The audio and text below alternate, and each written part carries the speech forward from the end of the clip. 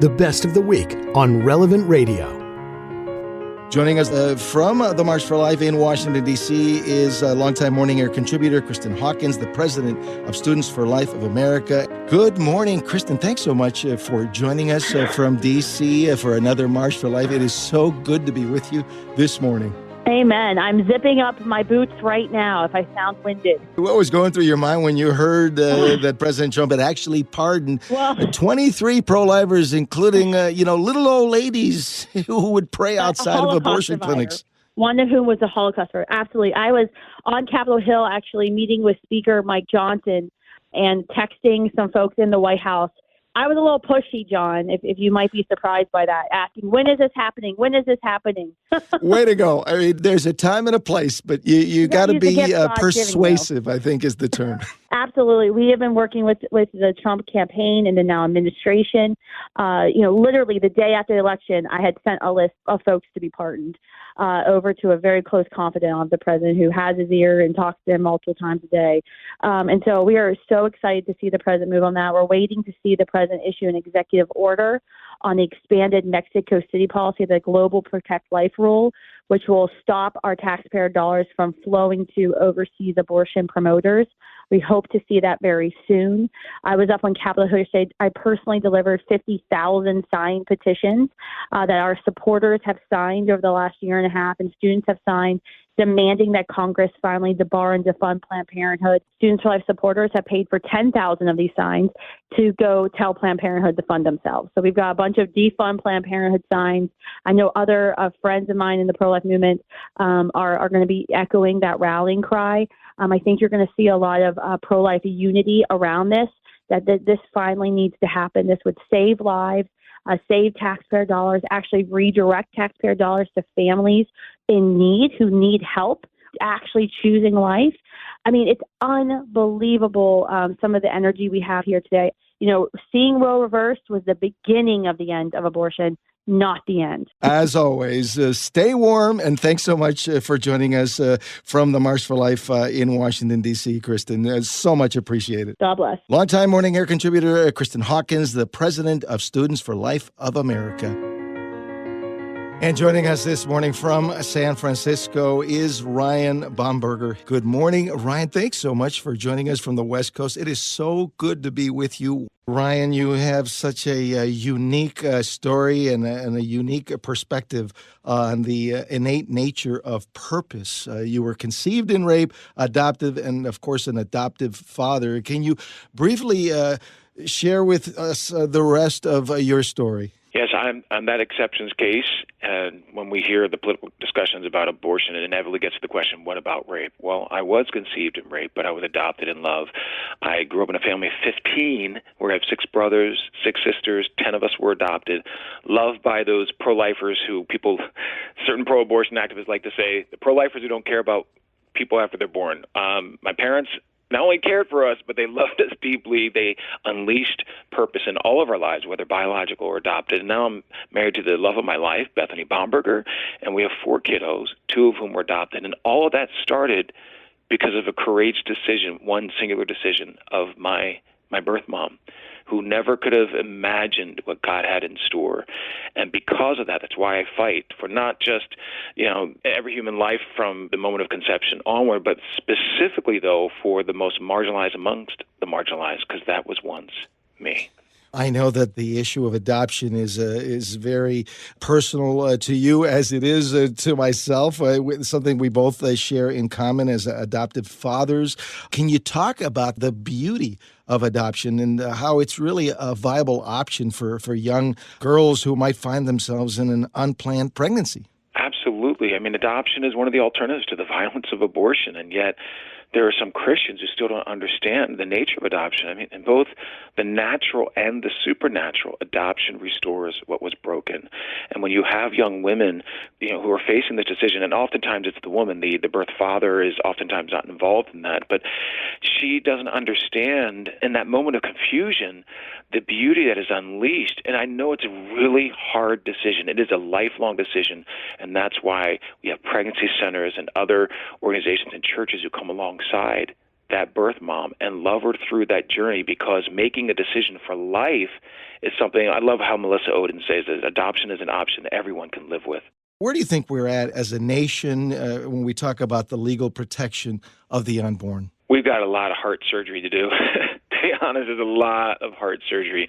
You know, with the fall of Roe, thanks to Dobbs, I mean, that was such an amazing moment, and I thank God for that. I believe June 24th, 2022, I will never forget where I was and the emotions that I felt. But what we didn't quite expect was the devastating aftermath. Now, granted, I want to focus on the positive, where we have 12 states that have near total bans on abortion and additional states that have some strong restrictions. But there are 7 states that have enshrined abortion as a constitutional right. We have ballot initiatives that we saw in this last election where the vast majority of them passed with flying colors, unfortunately. And so there is a lot that needs to be done. Our cause is righteous. We have history on our side. We have statistics on our side. More importantly, we have God on our side. And though it may feel like there is a temporary defeat, there is momentum for life, and we're seeing some great pro-life appointees, nominees. So I just want to encourage people to just hold on to hope and keep working in your individual states. Life, and I just have to say this, life is not a states' rights issue. We're at that place right now, but it's not a states' rights issue. I mean, if slavery were a states' rights issue, I would still be enslaved. Women's right to vote was not a states' rights issue. So whenever something of that pivotal importance is relegated to the states, I mean, American history does not show a great track record for that. How big of a battle and a challenge is it to bring that pro-life message to the states? It's always a challenge, and it's something that, I mean, this fight is perpetual. There's never any moment when we can just be like, we're done, because evil is relentless, but thankfully God is even more relentless. So in those states where, you know, like Illinois, California, Maryland, I mean, that have enshrined abortion as a constitutional right, from a logistical standpoint, a legislative standpoint, it's much harder to overcome that. However, it's not impossible. And we have seen that through history. Look at the, you know, women's right to vote, slavery, I mean, and some Jim Crow policies, things of that nature. These obstacles were overcome. We can never lose hope, never lose sight, because honestly, just saving one life, just because you decided to act and obey God's calling in your life, even saving one life is worth it. Maybe you didn't get a new legislative bill. Maybe there isn't a new voter referendum, but someone chose to save their baby's life, and that will have beautiful reverberations for generations. Amen. What a joy and a blessing to be with you once again, Ryan. God bless you, and change some hearts out there on the West Coast. Gonna try. From the March for Life in our nation's capital is Myra Rodriguez. Myra is a former director of 3 Planned Parenthood clinics in Arizona. She received the Planned Parenthood's Employee of the Year Award and is now a strong Hispanic pro-life national leader. Back in 2019, Myra won a whistleblower lawsuit against Planned Parenthood, and a jury verdict awarded her $3 million. And as a pro-life advocate, Myra, my sister, welcome back to Morning Air. It is great to be with you once again. Why is it more important than ever to affirm your commitment to help workers leave the abortion industry and to find healing? Because we understand that abortions, whether we make it abortion illegal, abortion will still be happening. And we have to understand that abortion will not go away unless we really get to the root of the cause that creates abortion. And that includes the people that end up working in that industry. A lot of us come from broken families, right? There's something broken in the people that seek abortion and end up working in the abortion industry. So we strongly believe if we give them love and healing, those people will leave the industry, and then eventually no one will like to work for the abortion industry because they will see it wrong, and it will be really hard for them. So it's hard for them to get customers for abortions, and it's hard for them to get employees to work for abortions. Then we have a better chance of getting rid of abortion. Can you share with us briefly how Planned Parenthood specifically goes after Hispanic women here in our country? It's very sad how they use every little thing to push abortion into the Hispanic community. They target specific areas, Well, how? Well, that's where the centers are. You don't find their locations. You don't find the abortion locations on high class or highly American white people area. You find them where the Hispanics are in any state, right, where the minorities are. Right now, we can see that they're starting this scare tactic on the immigrant community that, hey, you can't get pregnant, because your kid will be illegal forever, so abortion will be safer for you. You won't be deported if you come to Planned Parenthood. Those are the tactics they use with the minority people, with the immigrants, with the Hispanic. There's nothing more racist to me than abortion. Well, Myra, I really appreciate you being with us. Many blessings to you. Thank you, John. We will be freezing, but we'll be marching for babies.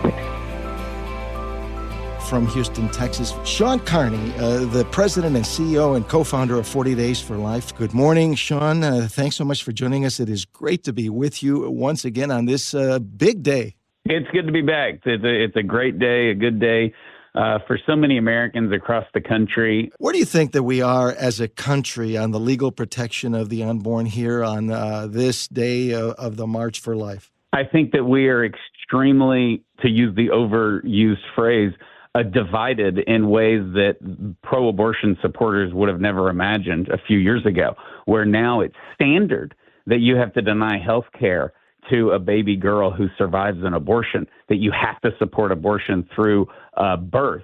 And you have that extreme and just barbaric, belief system. And that's unbelievable in 2025 that you would just let a baby suffocate to death on the table because they committed some kind of a crime by surviving the attempt on their life.